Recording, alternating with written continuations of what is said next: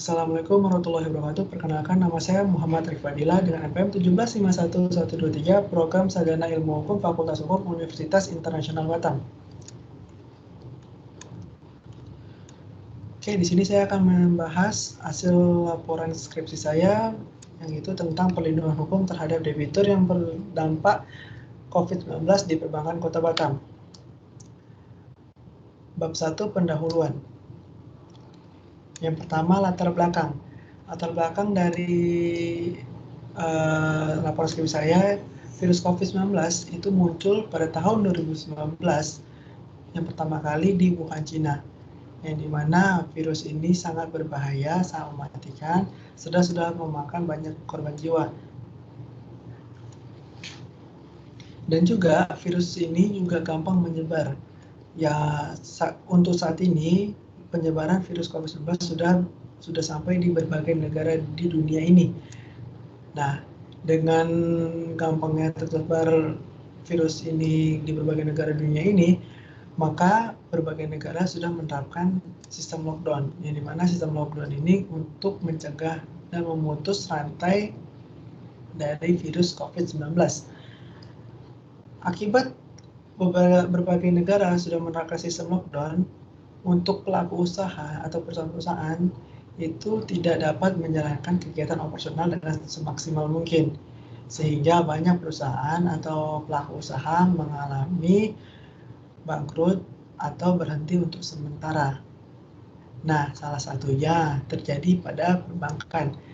Perbankan adalah jasa layanan keuangan yang dimana memiliki produk peminjam uang atau kredit yang menyebabkan debitur tidak dapat membayar cicilan hutang tersebut akibat terdampak COVID-19.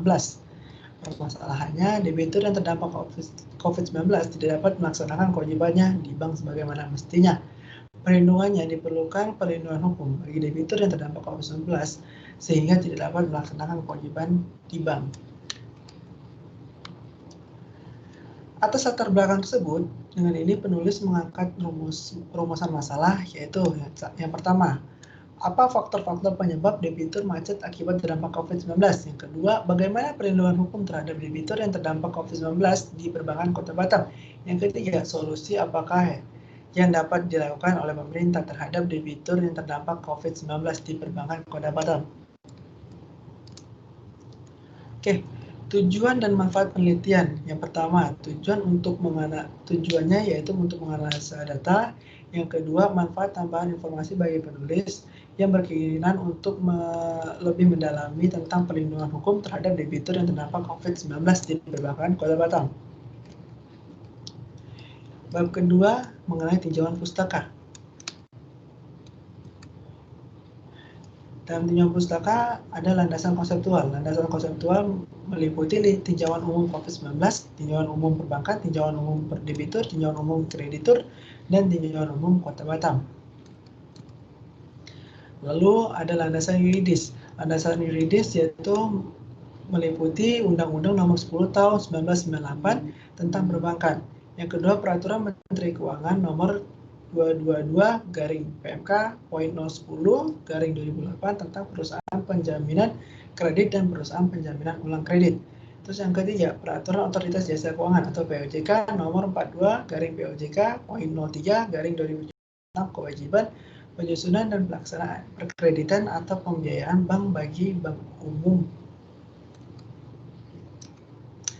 Lalu ada landasan teoritis. Landasan teoritis, penulis mengangkat teori perlindungan hukum oleh Philippus M. Hajon, yang dimana perlindungan hukum itu bisa meliputi preventif dan perlindungan hukum secara represif. Bab ketiga tentang metodologi penelitian, yang dimana metodologi penelitian yang diangkat oleh penulis yaitu jenis penelitiannya penelitian hukum secara empiris, yang dimana penulis terjun langsung ke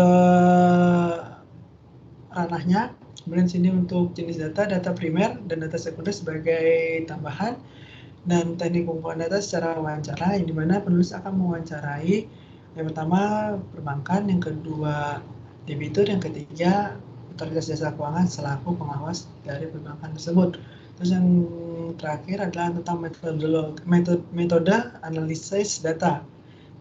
Metode analisis data itu menggunakan secara kualitatif. Oke. Sekian atas presentasi proposal skripsi saya. Terima kasih. Assalamualaikum warahmatullahi wabarakatuh. Bang, kelar Bang. Bang.